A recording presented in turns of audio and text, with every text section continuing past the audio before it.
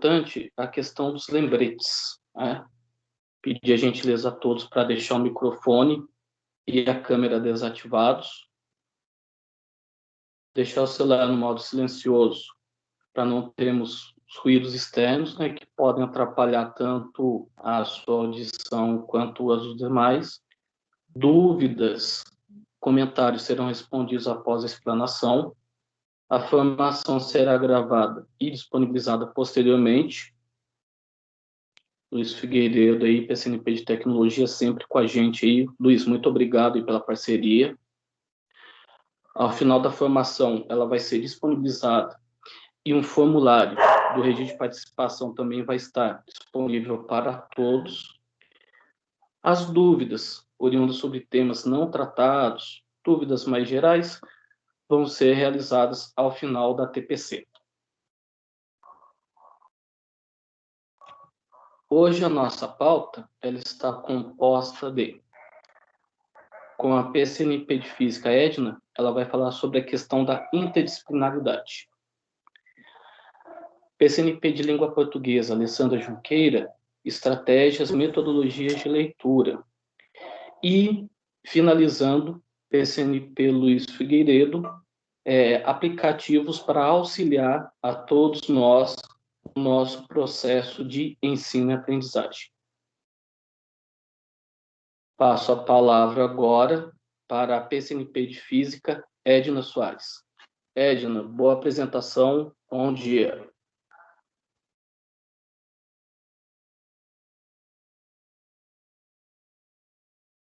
De hoje, né?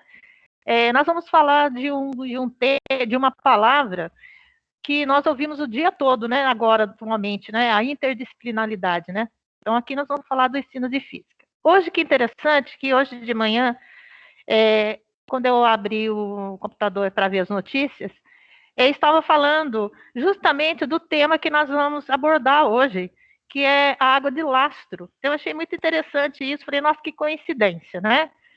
Mas depois, no final, eu vou colocar para vocês o site onde tem essa notícia, que é justamente o assunto que nós vamos trabalhar hoje, entre a interdisciplinaridade de física e biologia. Próximo slide, por favor. Bom, nós vamos falar, então, sobre os impactos ambientais causados pela água de lastro, conversando sobre a física e a biologia na educação básica. Então, nós vamos fazer essa ligação entre as duas disciplinas. Ok? Próximo. Então, o que é a interdisciplinaridade, né? Ela deve conectar conceitos teóricos à realidade cotidiana, dando sentido e senso ao que se aprende. Para tanto, ela inspira conhecimentos mais criativos e dinâmicos, ativo e participativo, que buscam formar sujeitos mais compartes na sociedade, né? Próximo. Bom, então, nós vamos falar um pouquinho sobre os impactos ambientais causados pela educação básica. Então, o uso das embarcações como meio de transporte marítimo existe desde a antiguidade. Então, elas são utilizadas basicamente para o transporte de pessoas e mercadorias, né? Esse avanço, ele permitiu o aumento do número de viagens oceânicas e fez com que as pessoas e mercadorias pudessem circular pelo mundo, né? O aumento do tamanho dos navios e das distâncias navegadas exigiu que esse tipo de transporte viesse evoluindo e sofrendo uma série de transformações, conforme o avanço da tecnologia permitia, né? Quer dizer, eles não iam assim, eles viajavam, eles se aventuravam mesmo, né? Os grandes navegadores. Dessa maneira, desde os primórdios, houve a necessidade do uso de lastros para trabalhar, para facilitar a navegação. Tá? Próximo slide. Oh, Tânia, tira isso aqui para mim. Ó. Pode passar o próximo slide, por favor? Tá. Então, então, eles usavam para equilibrar o navio, eles usavam, para realizar operações seguras e eficientes, os navios dependem do uso de lastros, tá? E seus tanques ou porões, quer dizer, para equilibrar o navio da estabilidade. Pedras e areia foram utilizadas até o século XIX. Então, no século XIX, como é que eles faziam para equilibrar os navios? Eles usavam pedra e areia no porão, né? A partir daí, generalizou-se o uso da água, que é colhida, usada como laço, devolvida ao mar quase sempre em locais diferentes. Então, facilitava para eles mais pegar água do mar do que ficar carregando pedra e areia, que era muito mais complicado depois para descartar, né? Então, a água de lastro é água que, com suas partículas suspensas levadas a bordo de um navio, de seus tanques de lastro, para controle, estabilidade ou tensões do navio. Então, nós temos um desenho aqui do lado, né? Um navio sem a água de lastro, você vai ver que ele está desequilibrado, e ele com a água, ele fica certinho, não há perigo de naufrágio. Então, o lastro ele é importante para assegurar que o esforço estrutural seja balanceado, enquanto a carga do navio estiver sendo removida, e para submergir o casco o suficiente para que o leme e a hélice ofereçam eficiência. Então, quando ele coloca a água no porão do navio, o que acontece? Ele vai equilibrar esse navio. E à medida que vai tirando a carga, ele vai completando com água para ver esse equilíbrio. Então, no momento que o navio chega até o porto e recebe a carga, o mesmo precisa descarregar parte ou toda a água que está no lastro, de forma que, nesse momento, o peso da carga compensa a perda da água. Então, para continuar com o equilíbrio, como nós já falamos. Se o navio não estiver com o peso ideal para manter a submersão do casco, ele precisa encher seu tanque de lastro com água, de forma a manter a estabilidade durante a navegação. Então, durante a navegação, é importante que ele esteja equilibrado. Então, e como que é feito esse processo de retirada de água? O navio está com a carga, a entrada de água do lastro, água no lastro quando o navio está descarregado. Então, ligados a conceitos físicos, principalmente a ideia de força, peso e empuxo. Então, o que a gente vai trabalhar com o aluno nesse contexto? Vai ser a força-peso e o empuxo. Então, são dois conceitos da física que a gente vai trabalhar nesse momento. Seguindo. Próximo. Então, aqui nós temos um desenho que tem lá, quando o navio está com um compartimento de carga vazio, né? Seu tanque de lastro é preenchido. Então, ele vai enchendo, o navio está vazio, ele vai enchendo com água para que ele equilibre. Quando ele chega no porto, que vai descarregar, que é a nossa segunda figura, você pode ver que dos dois lados, eles estão saindo a água de forma equilibrada, né? Esvaziando.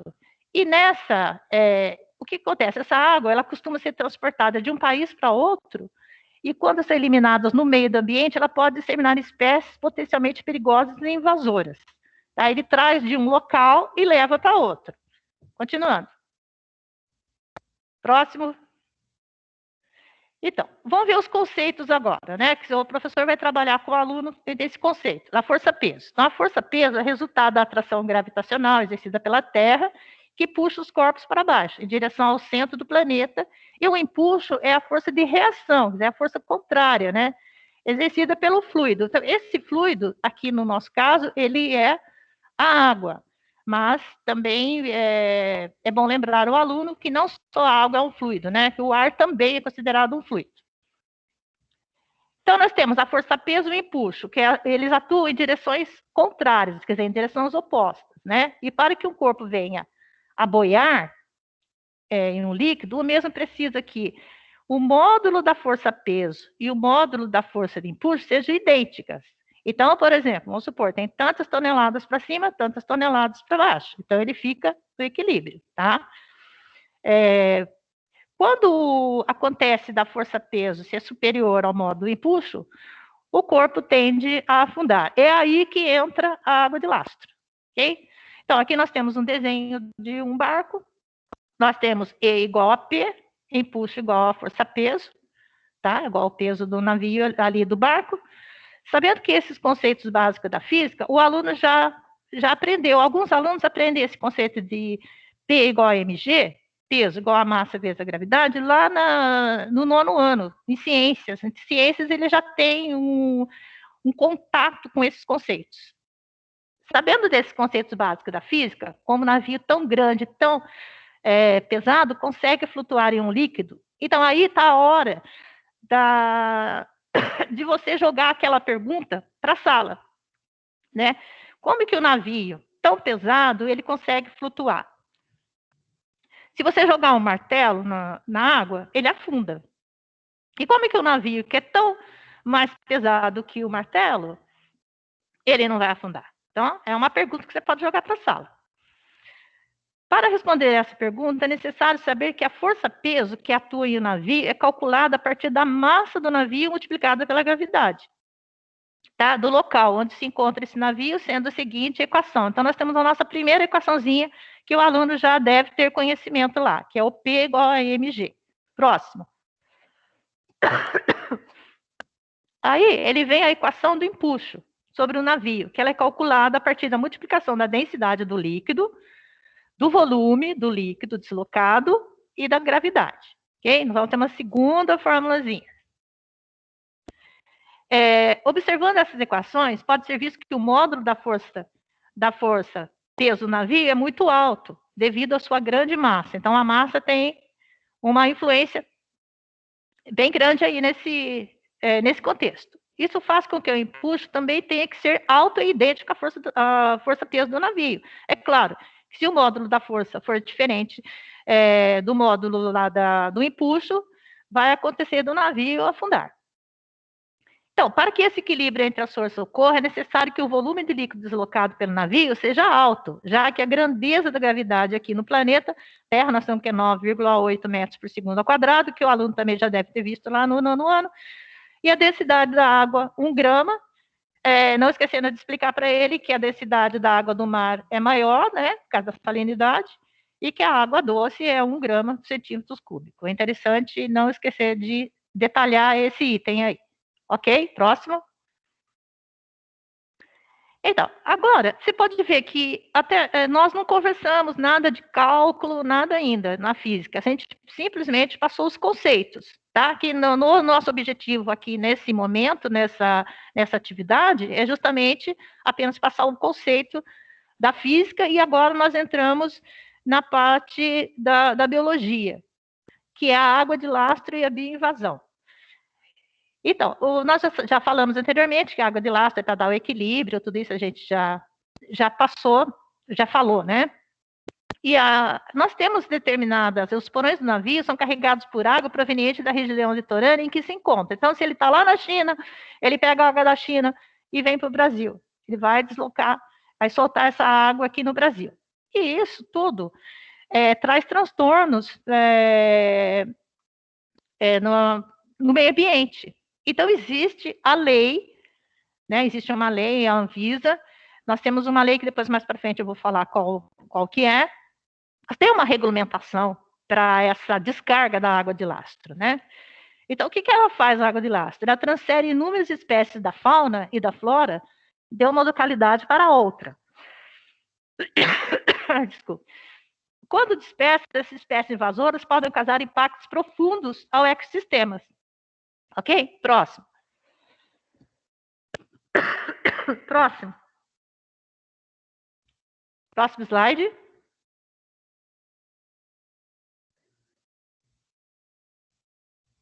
Bom, enquanto... Eu já fiz a mudança, dona Edna. Edna. Tá. Desculpe, é que eu tossi aqui e embaçou os óculos. Desculpe. Teoricamente, qualquer organismo pequeno o suficiente... Então, nesse lastro, ele tem ali uma espécie de uma rede, um filtro. Mas, mesmo assim, as bactérias e micro-organismos, eles acabam passando por aquele crivo, né? E ali vai ovos de larvas, vai uma série de pequenos invertebrados e vários animais. Então, devido à grande intensidade e abrangência do tráfego marítimo internacional, nós sabemos que existem centenas e centenas de navios, né? Trafegando por esse mundo afora. E a água de lastro é considerada um dos principais vetores responsáveis pela movimentação transoceânica e interoceânica de organismos costeiros. O próximo. Deixa eu tomar uma água aqui. Então, a água de lastro, aqui nós temos um desenho, né? Você vai ter uma lupa ali, que a gente vê os micro-organismos. A água de lastro é transportada e descarregada, dela trazendo essas espécies estranhas, pode causar sérias ameaças, então, ecológicas e econômicas e a saúde, né? Nela pode estar presentes organismos exóticos, quer dizer, o que não são daquele local. É tóxico, patogênicos.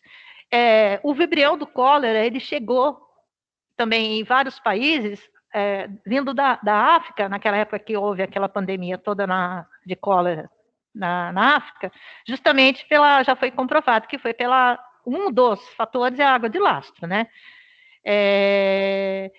E tem alguns também, alguns desses, que eles vêm grudados no casco do navio, na parte externa do navio. Então, essa possibilidade foi reconhecida não apenas pela Organização Internacional, a IMO, mas também pela OMS, né, que é o perigo que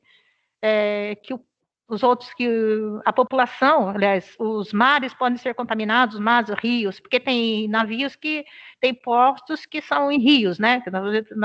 A China tem vários portos, tem o rio deles lá, que é um grande rio lá, que é o Yangtze. Então, ele é um rio que é navegável, né? Como tem o rio Nilo e outros rios. Próximo. Então, aqui nós temos uma figura aqui de 3 espécies que são invasoras, né? Nós temos a primeira lá, que tem uma tubulação ali cheia de mexilhões. Esse é um mexilhão dourado. Interessante que esse mexilhão, ele é de água doce, tá? Ele é água doce. Então, o primeiro local que foi contaminado no Brasil foi o Rio Guaíba, lá no sul. Né? Então, o Rio Guaíba é um dos que foi contaminados com esse mexilhão, que ele veio na água de lastro. Na usina de Itaipu também houve um grande problema na época lá, que eles estavam entupindo as tubulações de Itaipu justamente com esse mexilhão dourado, né? Nós temos também do lado direito o mexilhão zebra, que também é outro, e embaixo nós temos um siri. Esse siri, eu esqueci o nome dele agora, não me lembro. Mas ele é predador do siri local, por exemplo, aqui no Brasil. Então, o que ele faz? Ele destrói essa nossa espécie e ele não tem predador. Então, ele se dissemina assim drasticamente.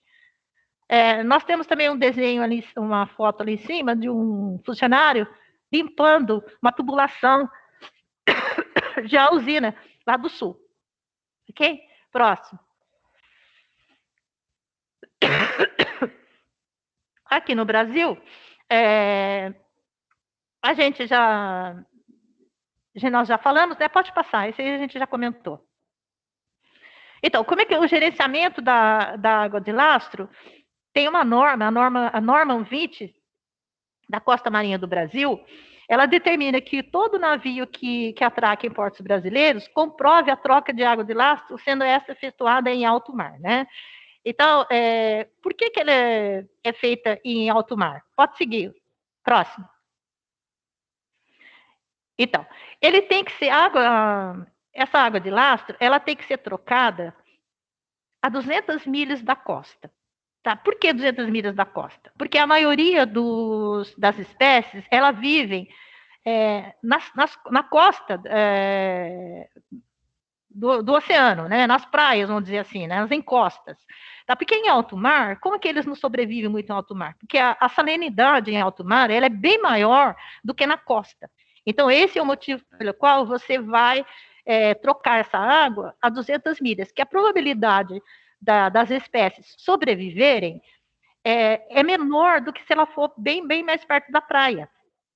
E tem que ter mais ou menos também uma profundidade de 200 metros.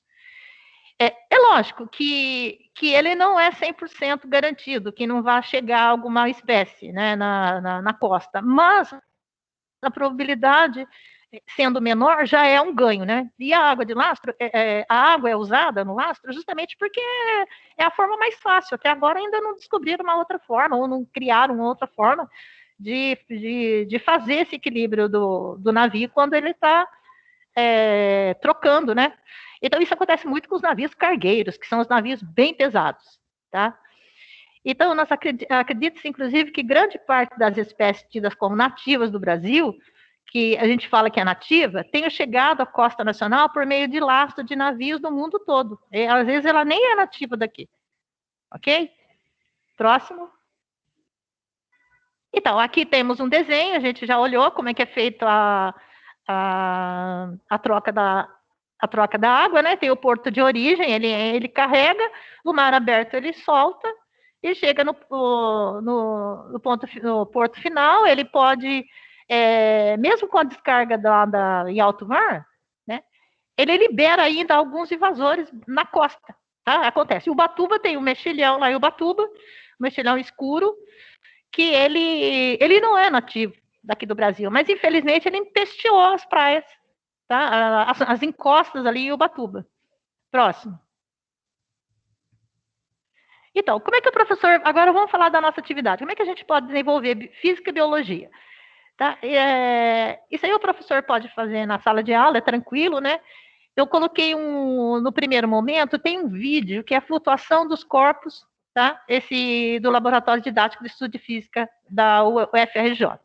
Ele é muito interessante. Então, esse vídeo ele é preparado com alguns momentos e você pré-estabelecidos, e ele já vai, você para, faz a pergunta e depois continua com a sua explanação da sua aula. E é muito interessante esse vídeo, tá? Eu coloquei o link para vocês, é muito legal. Próximo. Próximo slide. Aí, ó. Então, eu não vou falar todo o processo, porque depois eu vou mandar para vocês esse PPT, vocês podem olhar com calma lá. Então, a primeira pergunta, ele tem uma cuba com água, né? E uma bolinha de isopor e uma bolinha de ferro. Então, ele acredito que vai passando o vídeo, por exemplo, 29 segundos, o que faz a bolinha de isopor flutuar e a de ferro afundar. Então, ele vai colocar uma bolinha de isopor, depois vai colocar a bolinha de ferro, né? Daí você faz a pergunta e para o vídeo. A segunda pergunta, se a água empurra a bolinha de ferro para cima, por que ela fica afundada? Por que ela afunda, né? Então, 1 minuto e 31 segundos do vídeo. Então, você vai e clica ali e para. E assim vai indo a terceira pergunta, a quarta pergunta, será que o empuxo mudará o cilindro? Daí ele fala se você trocar o cilindro de acrílico por uma placa de acrílico, se vai ter a mesma coisa. Se o empuxo muda se a água for trocada por glicerina. Então, aqui, nessa quinta, é aquela que a gente já fez lá no nono ano, né, com ciências, que a gente faz aquela experiência do ovo. A gente coloca um ovo na água sem a água pura, tirada da torneira ali, pura, entre aspas, né, que a gente tira da torneira. Depois você coloca o ovo, ele vai afundar, lógico, daí você vai colocando sal, até que ele fica até na metade do copo, depois você coloca mais sal, ele vai flutuar. Então, a experiência aproveita aqueles dados que o aluno, aquele conhecimento que o aluno já está trazendo lá de ciências, né? Ok? Seguinte. Próximo.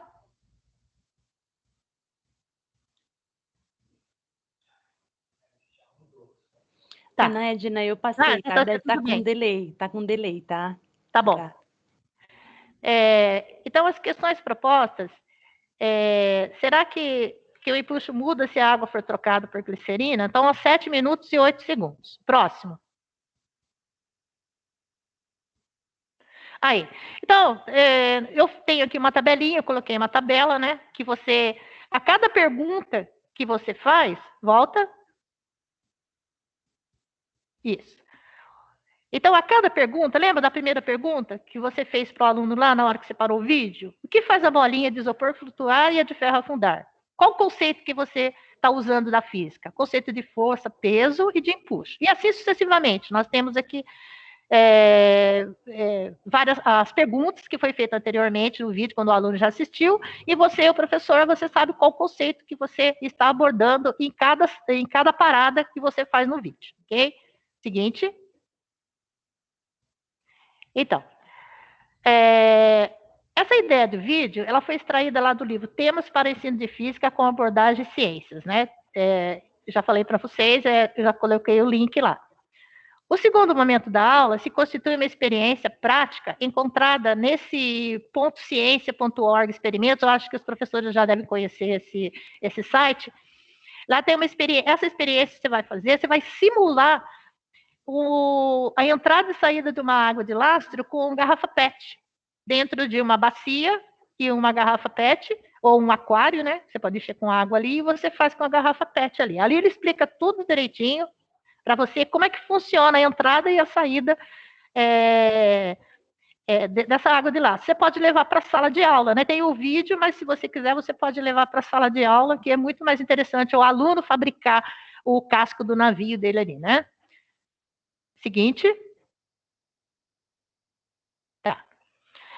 A partir da visualização do experimento, o professor pode correlacionar com o conteúdo de biologia, o que nós estamos falando agora, né? Das espécies invasoras e a degradação do meio ambiente. Perguntando aos alunos quais seriam os possíveis riscos da água de lastro para o meio ambiente. Então, você pode fazer uma pergunta, e aí o aluno pode escrever, fazer uma dissertação, uma pequena dissertação ali, sobre o que ele aprendeu e quais são os possíveis riscos, né, que essa água de lastro pode trazer para o meio ambiente. Então, por meio das respostas dos alunos, seria possível contextualizar com questões ambientais. Então, nós temos lá as questões ambientais, que o professor trabalha muito também em ciências, em biologia, né? E com os problemas dos malefícios dessas espécies invasoras, ok? Então, para a gente fazer a nossa consideração final aqui, vamos ler. Segundo Collier, mais de 80% das mercadorias do planeta são transportadas por meio de navios. Portanto, a questão do transporte de espécies invasoras é de grande importância, já que, biologicamente, pode afetar inúmeros espaços naturais, prejudicando várias cadeias alimentares e colaborando com o desenvolvimento de espécies em regiões que não apresentam predador natural, né?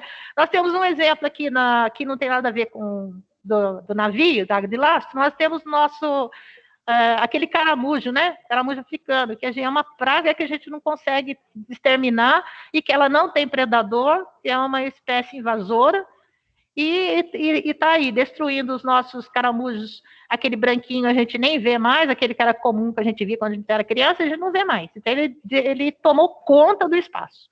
Olha o perigo que é. E traz doença e uma série de coisas. Dessa forma, torna-se pertinente a discussão e a correlação entre as disciplinas de física e biologia, e eu incluo ainda as ciências lá do fundamental. Através da temática água, através da temática água de lastro, é possível entender como ocorre o processo de flutuação dos barcos e navios e a problemática ambiental envolvida nesse processo. Eu acho que no slide anterior, dá para voltar um pouquinho no anterior, antes de eu terminar aqui? Ah, tá. Eu esqueci de dizer que o principal objetivo dessa prática, aqui embaixo do slide, é mostrar uma forma simples como a água de lastro influencia na dinâmica e equilíbrio dos navios.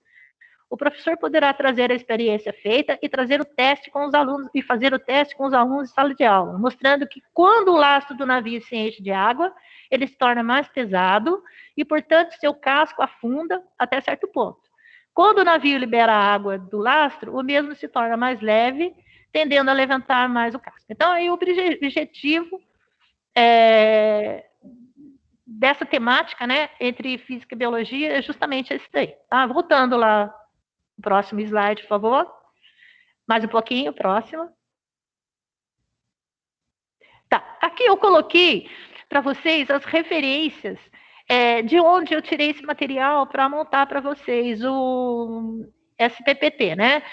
E, como eu disse no comecinho, hoje, quando eu abri o jornal, eu vi essa notícia falando sobre a água de lastro, né?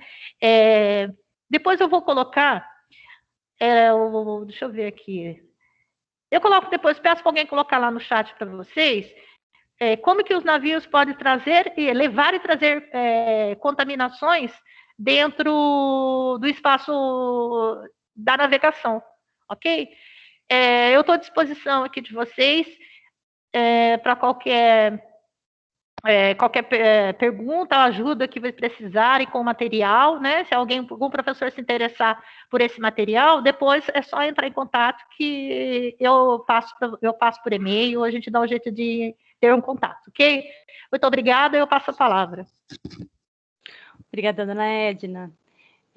Bom dia a todos. Meu nome é Alessandra, eu sou PCNP de Língua Portuguesa e estou aqui para falar com vocês de estratégias de leitura. E eu agradeço já o convite e eu peço desculpas porque eu estou sem câmera, tá? Então, vamos lá. Eu gostaria que a gente pudesse ter uma interação. Veja aí se é possível. Vamos lá. Pessoal, a realização da leitura, né? Ela exige conhecimentos. Quando você vai realizar uma leitura, você precisa de conhecimento da língua, conhecimento textual e conhecimento de mundo. Por que eu estou falando aqui de leitura, né? Para matemática, ciências da natureza?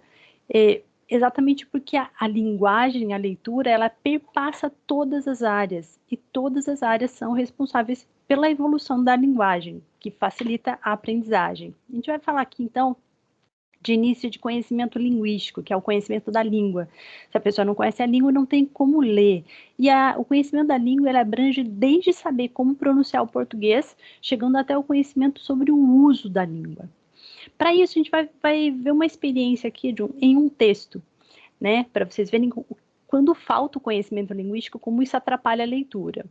Aqui é um texto, por exemplo, de ativação de conhecimento linguístico. No momento que você lê, você ativa o seu conhecimento linguístico. E aí, aqui a situação é a seguinte.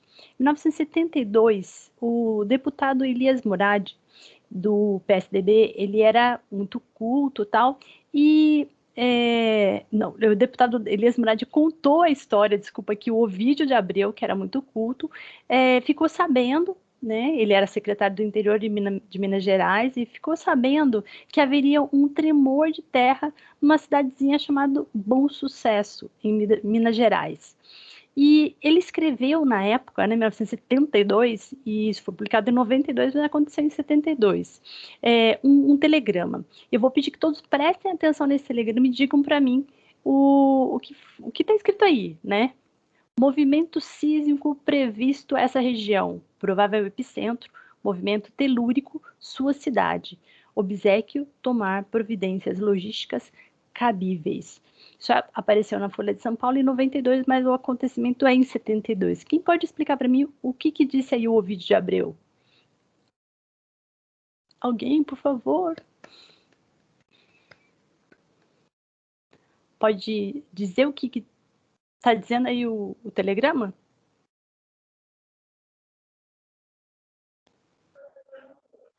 Alessandro. Oi. Pode falar, André. Creio que na mensagem, na notícia que você colocou, o senhor ele está alertando sobre um provável, né, início ou até mesmo um terremoto. Ocorreria onde?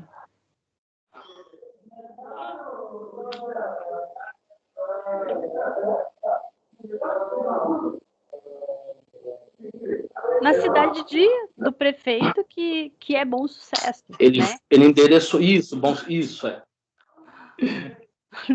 em Minas Gerais. Mas isso. Será que está fácil de entender esse telegrama para um prefeito que talvez não soubesse muito ler bem? 3 dias depois, André, esse prefeito respondeu ao telegrama. E a resposta foi essa: movimento sísmico debelado, epicentro preso, incomunicável cadeia local. Desculpe, demora, houve terremoto na cidade.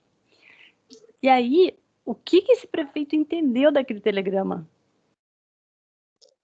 É complicado, né? Porque, querendo ou não, o evento já tinha acontecido e com certeza houve perdas materiais, né, humanas. Exatamente. O movimento sísmico debelado, ele pensou que epicentro fosse o quê?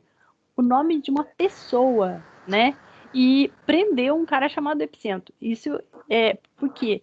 O que faltou para esse leitor, talvez? Professora, posso falar? Por favor, com quem eu falo? Marcelo. Oi, Marcelo. Bem, o grande problema ali foi a linguagem culta demais. Por exemplo, em vez de falar terremoto, ele falou sísmico. Em vez de falar na terra, ele falou tetúrica, né? Então, ele usou um linguajar muito rebuscado. Ou seja, aquela pessoa achou que o movimento era um movimento rebelde, porque em 72 vivíamos em pleno regime militar, onde havia explosões de bombas, etc. Era uma outra realidade. E, além do mais, ou seja, ele não entendeu absolutamente nada. Nada. André, o Marcelo foi perfeito. Aqui um grande problema do Ovidio de Abreu, que vejam aí quem é o Ovidio, é muito culto mesmo esse deputado, e ele escreveu difícil, e a pessoa também não consultou o Aurélio. Muito obrigada, Marcelo. Um segundo conhecimento necessário para a leitura, gente, é o conhecimento do texto. Se eu leio... Oi. Ainda, desculpe interrompendo, em relação à mensagem do nosso glorioso prefeito, e isso muitas vezes, e isso eu falo por mim, principalmente no início da minha jornada no campo educacional, você está com aquele afã, né? Você está com aquele furor, aquele vulcão pedagógico dentro de você, e daí o que acontece? Você se apoia em termos que na nossa área e também na sua, como tem os termos lá semânticos, né? As orações subordinadas, sintáticas, enfim. Você coloca esse termo para o aluno e ele fica tipo o elétron em volta do núcleo. Não entende. Exatamente. Então, a nossa principal função dentro da interdisciplinaridade, que a Edna comentou, trouxe muito bem, junto com a estratégia de leitura, é mostrar, direcionar ao aluno a questão do conhecimento mais palpável, mais atrelado à realidade que ele vive, para que ele possa, de fato, desenvolver aquela habilidade, aquele objeto de conhecimento. É isso aí, André. Professora, posso falar mais uma coisa? Pode, por favor, Marcelo. Eu leciono para ensino médio. E no Enem, se olhar, todas as questões têm enunciado, e algumas imensas. Sim. E aí o que acontece? Eu tento dar em sala de aula, agora aula de aula, a maioria das questões com enunciado também. E a conclusão que a gente chega é que não é que eles não sabem matemática. Eles não sabem o vocabulário. Eles não sabem ler. Entendem o que diz o enunciado. Eles simplesmente leem. Por que está acontecendo isso? Vem cá, você vê? Aqui. Pessoal, sem impressão de educação. Luiz, tem como desligar todos os sons e para daí eu religo de novo, por favor? Alessandro, André, você está sem áudio. Desculpa. Alessandro, em relação ao que o professor Marcelo comentou, no ano de 2009 eu fui fazer uma formação no GREF, lá na USP, em São Paulo, certo. E a conclusão que todos os participantes, junto com o Pietro Colla, que na época encabeçava o projeto do GREF na USP, chegaram à conclusão justamente da fala do professor Marcelo. A questão em si não é se o aluno domina ou sabe conhecimento matemático. Ele tem uma grande dificuldade na leitura e principalmente na interpretação. Exatamente. E, André, a gente vai procurar... Então, olha, a gente viu agora que é preciso conhecimento da língua, mas agora a gente vai ver que é preciso conhecimento do texto. Por quê? Ler uma receita culinária é diferente de ler uma notícia, um memorando e daí por diante. Por quê? Os gêneros textuais, eles se identificam pela estrutura. Se eu pego uma receita culinária, por exemplo, eu sei o que tem numa receita culinária, se identifica pela função social, ou para que serve, ou para a receita culinária, para ensinar a cozinhar. E pela forma de escrever, os tipos de verbo que vão ali. Então, o quanto mais o aluno conhece de variados gêneros textuais, melhor ele vai conseguir ler. E aí a gente vai ver isso agora, tá? Bom, conhecimento de mundo. Quando eu tenho um texto, ele se completa, alguns espaços, eles se completam pelo meu conhecimento de mundo. Eu digo isso porque eu, Alessandra, já tenho 27 anos que eu dou aula de língua portuguesa, mas se eu pego um texto do aluno do 6º semestre da medicina, com certeza eu vou encontrar dificuldade, porque a língua portuguesa, ela está acessível a mim, mas eu não tenho aquele conhecimento de mundo que me dá acesso ao texto. A mesma coisa, eu leio um texto com uma idade, com 20 anos aí, O Pequeno Príncipe, de repente eu vou lê-lo de novo com 40. Ele vai aparecer outro texto para mim, porque eu ali aciono meu conhecimento de mundo, né? E aqui a gente vai ver essa experiência. Eu vou ler e a gente vai perceber o quanto de conhecimento de mundo na leitura eu completo, né? Eu completo a leitura com o meu conhecimento de mundo, tá? Então, aqui. Vou ler para vocês o texto e depois a gente vai ver o que está aí implícito que eu completo com o meu conhecimento de mundo. O São Caetano empatou com a América do México em 1-1 e passou a final da Taça Libertadores. A equipe brasileira venceu o primeiro jogo por 2-0. O adversário do time do ABC será definido hoje entre o Grêmio e Olímpia. A equipe gaúcha precisa ganhar o confronto em Porto Alegre por 2 gols de diferença.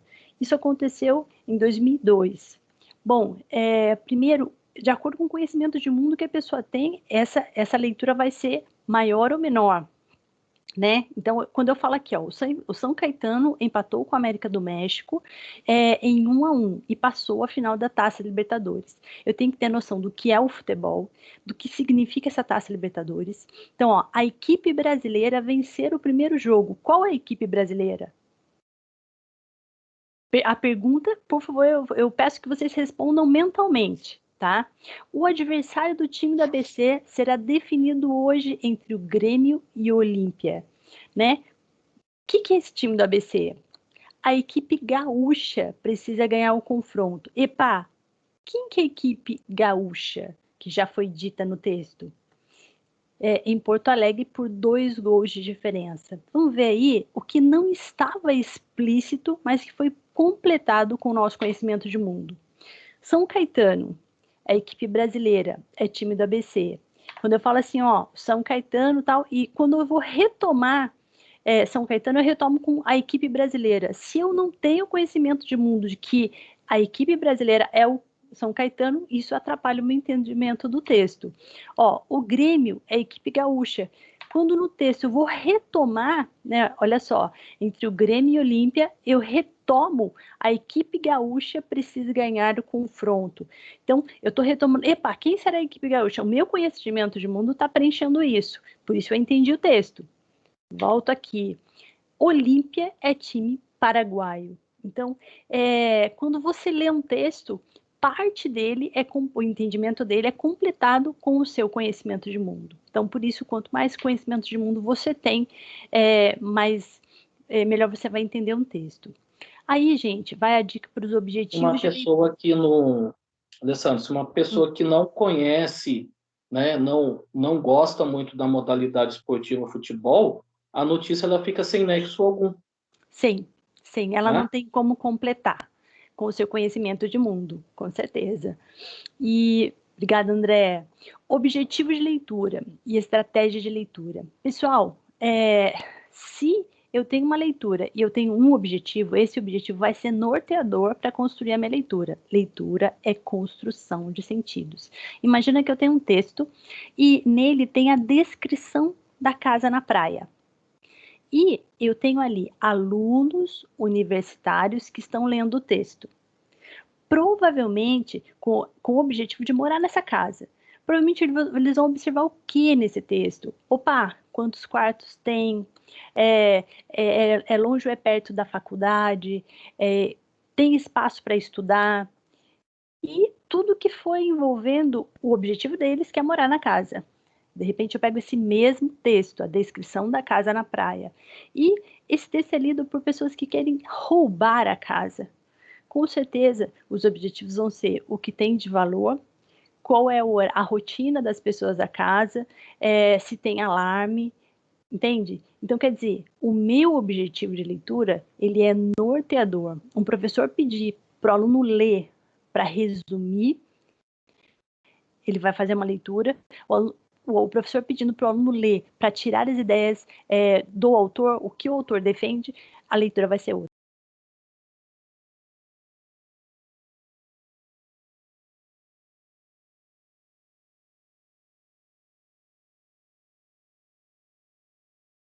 por conta do tempo, e eu vou precisar fazer a gestão do tempo, eu tenho aí os 15 minutos, por isso eu não vou interagir com vocês, a ideia seria essa, tá bom? Então, aqui, conhecimentos prévios. Quais são os conhecimentos prévios mesmo? A gente acabou de falar. Conhecimento de mundo, de texto e linguístico, né? Além disso, a gente tem que fazer inferências. Vamos entender o que são essas inferências. Aí, eu tenho a inferência, ela permite captar o que não está dito no texto, de forma explícita, escrita. São adivinhações baseadas tanto em pistas dadas pelo próprio texto, como em conhecimentos que o leitor possui.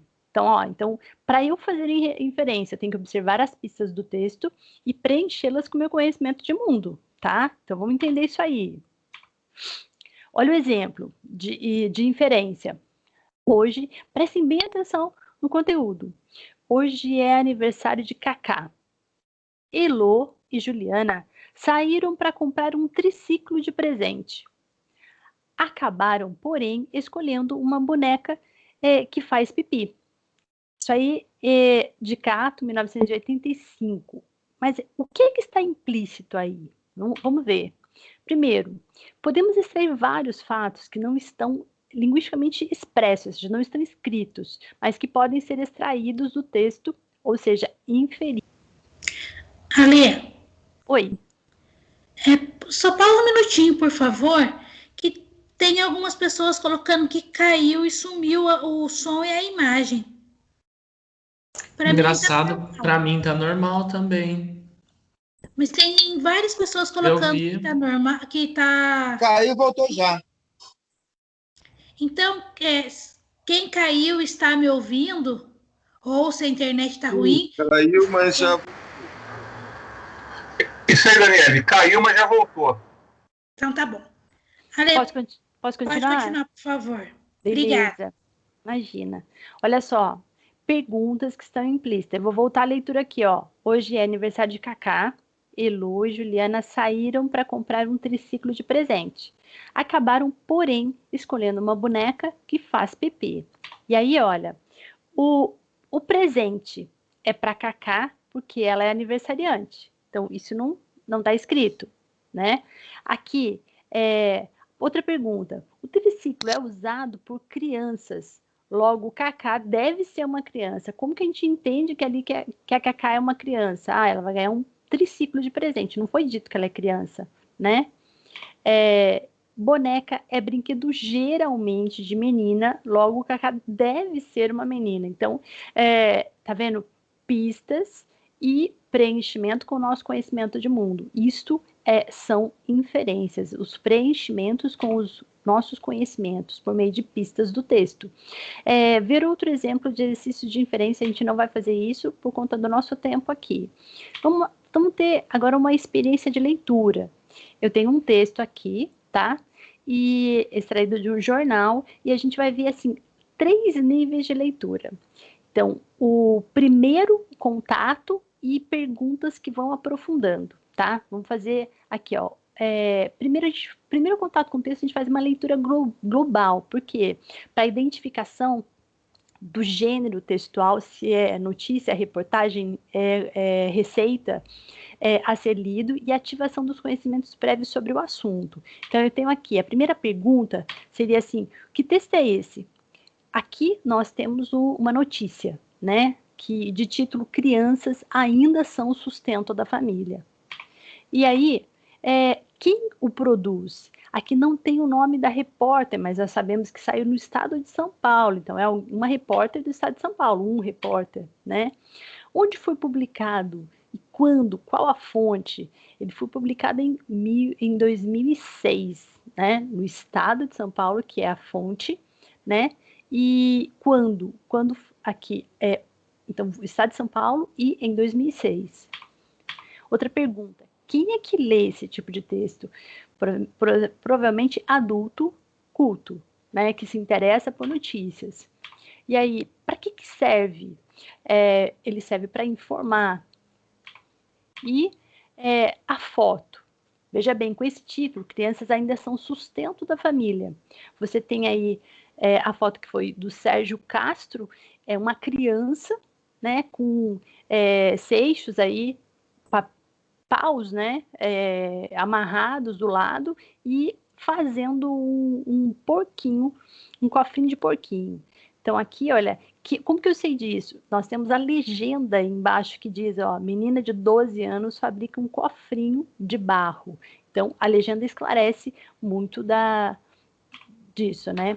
Pessoal, eu vou ler a notícia e aí a gente fez o primeiro procedimento de leitura. Eu vou partir aqui para o segundo procedimento de leitura. Bom, crianças ainda são sustento da família. Crianças sustentam adultos. O Programa de Erradicação do Trabalho Infantil, PET, que paga R$40 por filho na cidade e 25 no campo, não mudou essa realidade. Muitos pais fazem conta para ver se é mais vantajoso a bolsa do PET ou o trabalho dos filhos. E há os que contornam o dilema violando a norma, relata Lorival Santana. Recebem a bolsa e põem os filhos para trabalhar. Especialistas e governo avaliam que é hora de focar as políticas públicas na família. Bom, reparem que a primeira coisa que a gente fez foi explorar tudo aquilo que é muito explícito, o título, foto, para tudo aquilo que já diz, né? Aqui está falando de crianças ainda são sustento da família, então crianças trabalhando, aí a foto de uma criança, né? E a pergunta seria o seguinte, explique a primeira frase. Para o meu aluno poderia fazer, crianças sustentam adultos. Pela notícia aí, as crianças trabalham para gerar dinheiro, né? Segunda pergunta, o que significa PET? Quando, gente, eu estou fazendo uma leitura com os alunos, lançando perguntas, eu estou fazendo uma leitura compartilhada, tá? E ali eu estou ensinando procedimentos de leitura. Então, eu já ensinei que eu tenho que observar tudo aquilo que chama mais atenção para entender o texto. Eu ensinei que siglas são importantes, e aí, no caso, o PET significa o Programa de Erradicação do Trabalho Infantil, que é uma ação para acabar com esse trabalho infantil, né? A pergunta do segundo momento de leitura. Por que o PET não conseguiu mudar a realidade das crianças? Aí as crianças provavelmente, os alunos provavelmente encontram aí no texto que, olha, pagando 40 na cidade, R$25 no campo, mesmo que em 2006 você não dá conta de tirar de fazer com que o filho deixe de trabalhar para não ajudar mais em casa. Por isso, em famílias muito carentes, até burlaram o programa e recebem a bolsa e deixam os filhos trabalhando. Não dá certo um programa assim, né? Para receber a bolsa, não podem pôr os filhos para trabalhar, mas colocam. Então, assim, a pergunta é, por que o programa não deu certo, né? Então, aqui, qual foi a norma que eles burlam? E aí a resposta é essa. A pergunta, o que o governo e especialistas pensam sobre o assunto? E aí a resposta está no texto. O que a gente fez agora foi um segundo procedimento de leitura. Eu gostaria que vocês prestassem bem atenção para isso. Que, olha, o primeiro procedimento, explorar aquilo que é mais visível ao texto. O segundo foi interpretar o que diz o texto. E agora, o terceiro e o quarto momento, que são as perguntas que eu vou fazer agora, elas dizem respeito agora eu entendi o texto, tá? A gente vai tratar do parecer do aluno. Agora sim, depois que o aluno tirou todas as informações, ele pode opinar, né? E aí, que perguntas seriam essas? Você sabe ou conhece alguma criança nessa situação? Resposta do aluno. Em qual região do país isso é mais comum? E agora, são perguntas que pedem a réplica do aluno, o raciocínio sobre o texto e a resposta, né? Você acha que a sociedade pode intervir nesse contexto das crianças que trabalham? E aí, resposta reflexiva do aluno. De acordo com o texto, os pais dessas crianças valorizam a educação escolar? E uma última pergunta aí que pede a réplica do aluno. A resposta do aluno seria: dê sua opinião sobre o texto. Você gostou? Achou interessante? E por quê? Então, vejam assim, que eu coloquei aqui para vocês o primeiro procedimento, aí está em verdinho, né? Que é a leitura global. O segundo procedimento, que serão leituras que fazem entender o texto, né? Interpretação do texto. E o terceiro e o quarto seria para entendimento de coisas mais complexas e a opinião do aluno, tá? É muito importante que a leitura perpasse por isso, quando a gente vai tratar de texto. Quem fala isso é a Isabel Soler, tá? E no livro é Estratégia de Leitura. E aí eu gostaria de, ainda falando de leitura, pensar no seguinte. Tá, a gente já viu que precisamos de conhecimentos prévios, que é importante que o professor faça essa leitura, trazendo esses questionamentos, desde a leitura global, do entendimento do texto e do posicionamento do aluno. E durante o tempo que ele vai lendo com o aluno aprende a ler enquanto se está lendo, ele vai imitando os procedimentos do professor. Isso é a leitura compartilhada ou colaborativa, que é da Angela Kleiman, tá? Bom, agora, e a gente fez os procedimentos do antes, durante e o depois, da Isabel Soler. Bom, aqui eu trago para vocês dicas para se ler gráficos e tabelas, tá? Isso aí foi postado por Vestibular no Pará, e em 5 de setembro de 2011. Gente, essas questões de gráficos, tabelas, elas parecem muito no Enem, né? E a leitura de gráfico e tabela é necessária para o cotidiano do aluno. Para isso, para a leitura, é necessário ter uma leitura eficiente, pensando em que informações você precisa obter por meio delas, tá? Os dados estarão sempre relacionados à sociedade, economia, estatística, situações cotidianas. Então, olha só, a leitura disso se a resposta não estiver no gráfico, se for uma questão sobre tabela, gráfico e tudo mais, e geralmente a resposta está, ela virá por resultado de tendência apontada no gráfico ou tabela. Sua tarefa terá de ser uma boa interpretação dos dados, comparando e analisando. Então, olha, vamos ver o passo a passo e na sequência a gente vai ver um videozinho de uma professora mostrando como é que se lê aí gráfico ou tabela. Então, as dicas vêm: ler o título do gráfico ou tabela. Isso é importante, que ele vai ser norteador. Observe os valores extremos, maior, menor, tá? Que provavelmente serão a chave da questão. A que conclusão você chega? Então, acrescimento, diminuição, qual dado chama mais atenção? Leia as alternativas e veja se as afirmações são verdadeiras ou não, confrontando com o que você observa na imagem, tá? Então, aqui está a questão.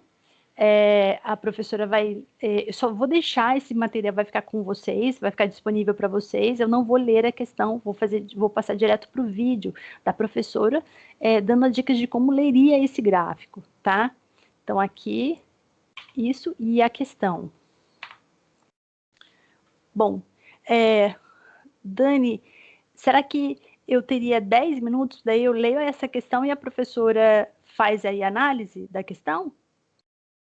Acho que sim, Ale. Quanto tempo que o Luiz vai levar? Luiz? Acho que 10, não, 15. Ele vai levar 15 minutos. Então, você tem tempo, sim. Pode falar. Tá, então tá. Aqui, leitura de gráficos e tabelas. Exemplo, questão do Enem de 2004. O Índice de Desenvolvimento Humano, IDH, permite avaliar as condições de qualidade de vida e de desenvolvimento de um país, de uma região ou de uma cidade, a partir de seus indicadores de renda, longevidade e educação. Então, o IDH é baseado na renda, na longevidade, duração da vida da pessoa, né, e a educação. Cada indicador varia de 0, nenhum desenvolvimento, a 1, desenvolvimento máximo. A tabela apresenta os valores de IDH de 3 municípios brasileiros, X, Y e Z. medidos nos anos de 1991 a 2000. Então, a gente vendo aí, ó, os municípios, X, Y e Z à esquerda, o IDH de renda, olha, que vai de 1991 a 2000. Vejam como é que está X, se melhorou, Y se melhorou e Z se melhorou. O IDH de longevidade, né, tempo de vida, de 1991 a 2000. Vejam X, Y, Z, quem é que melhorou e quem é que não. E IDH de educação, 1991 a 2000. Também, aí vejam quem melhorou e quem piorou. Em cima disso, logicamente, quando vai estar olhando para o tempo todo, voltando para a questão, vem a pergunta, né? Mudanças desses indicadores de IDH podem ser obtidos com a implantação de políticas públicas tais como expansão dos empregos com melhoria de renda média, ações de promoção de saúde, de prevenção de doenças, ampliação de escolas de ensino básico e de educação de jovens e adultos. Os resultados apresentados em 2000 são compatíveis com a implementação bem-sucedida em todos esses 3 municípios ao longo da década de 90 das políticas. Aí a gente pensa aí, onde houve melhora, aí, ó, expansão de emprego, promoção, emprego, saúde e aí a ampliação de escolas de ensino básico, educação de jovens e adultos. E aí o aluno faz a relação. Eu vou colocar agora o vídeo da professora fazendo a leitura desse gráfico, tá? E de outro também. Posso colocar, Luiz?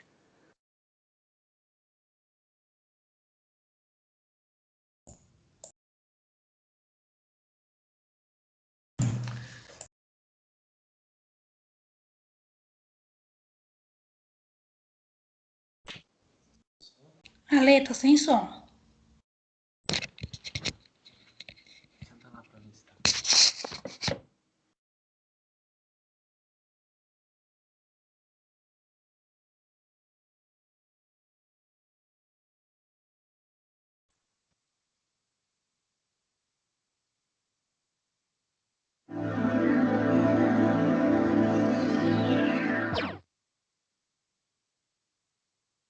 A prova do Enem, ela é muito rica em gráficos, em tabelas. O problema maior dele errar uma questão não é que ele não soube interpretar o gráfico, mas ele não soube fazer a leitura adequada do que ele precisará responder. Tem que tomar cuidado o que realmente eu tenho que obter deste gráfico. O título, a que se refere? Para ele já raciocinar em cima do assunto. Olhar sempre num gráfico, o que é maior, o que é menor, o mediano nunca é usado, e assim o aluno vai, alternativa por alternativa, verificando se realmente ela se refere corretamente ao que é pedido sobre o gráfico. Este é um modelo de gráfico que o Enem utiliza, dos mais simples, com apenas linearmente mostrando para você o desmatamento na Amazônia brasileira. E daí você vai perceber, ó, na leitura das alternativas, que apenas você tem que ver quando houve maior ou menor desmatamento. E lendo alternativa por alternativa, você chegará com muita tranquilidade à resposta. Só perceber, ao olhar o gráfico, que 94, 95, você teve o maior pico de desmatamento. Então você percebe claramente aqui, ó, o maior desmatamento aqui. E tem que notar que esse desmatamento de 1994 a 1995 foi maior do que ocorreu em 2004, onde nos dá a impressão de maior desmatamento, mas não foi. Então, você olhando um gráfico deste tipo, você chega tranquilamente à resposta onde houve maior desmatamento ou, no caso, menores. Sempre a tabela é como os gráficos, é a mesma situação. Ler o título da tabela, ver a que se refere, ver o que está acontecendo na tabela. Então, perceba se está aumentando, se está diminuindo, o que está acontecendo com os números ou com as informações contidas na tabela. A pergunta te pede que nesta década de 90, perceba que você vai de 91 a 2000, portanto, década de 90, que nesta década de 90, o que aconteceu com esses 3 municípios? Houve investimento do governo? Houve.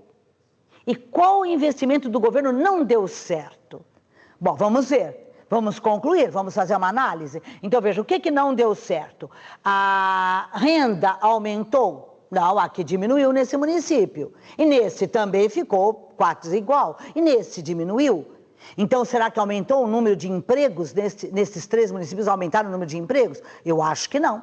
Então, esse investimento em empregos, nesta primeira situação, a renda não aumentou, provavelmente o investimento do governo em empregos não deve ter dado certo. Agora, será que deu certo em saúde? Porque longevidade indica o quê? Saúde. Então, veja, em longevidade, saúde, você está vivendo mais nesses municípios? Sim, estou vivendo mais. Ó, aumentou. Deu certo esse programa do governo em termos de saúde. Agora, o terceiro investimento do governo, qual foi? Educação.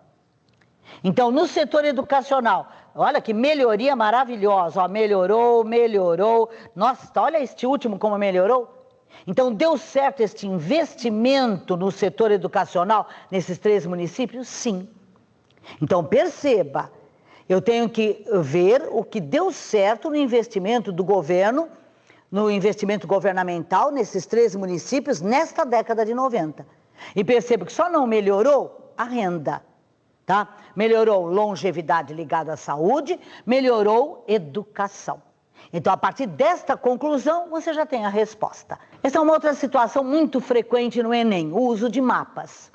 Chama-se leitura de mapas, você tem que ler os mapas. Aqui é uma situação onde você tem uma doença, leishmaniose, não é?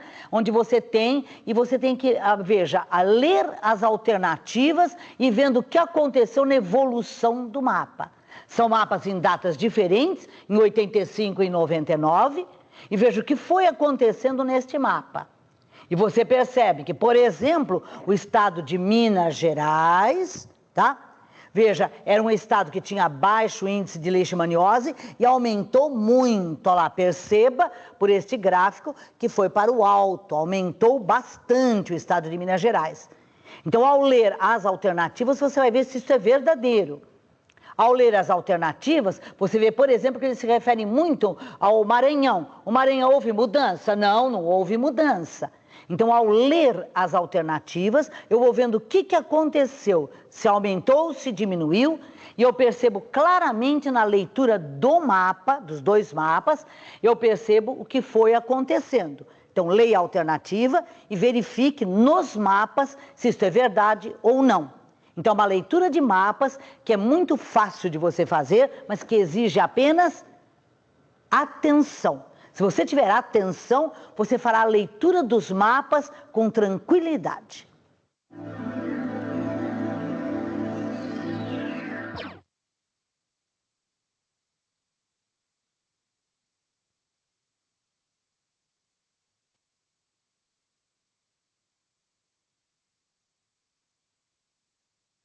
Bem, pessoal, aqui seguem as referências.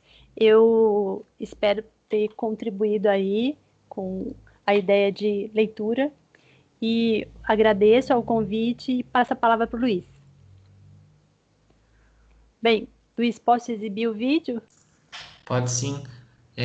Eu trouxe aqui, primeiro foi uma dúvida que surgiu de alguns professores que queriam coletar a imagem do caderno dos alunos pelo Google Forms. Esse é o primeiro vídeo. E o segundo vídeo eu queria agradecer a professora Rebeca, minha amiga, que indicou uma plataforma para criar atividades interativas. Obrigado, pessoal. Olá, professores. Conforme foi solicitado, eu vou demonstrar aqui como criar uma atividade no Forms em que o aluno possa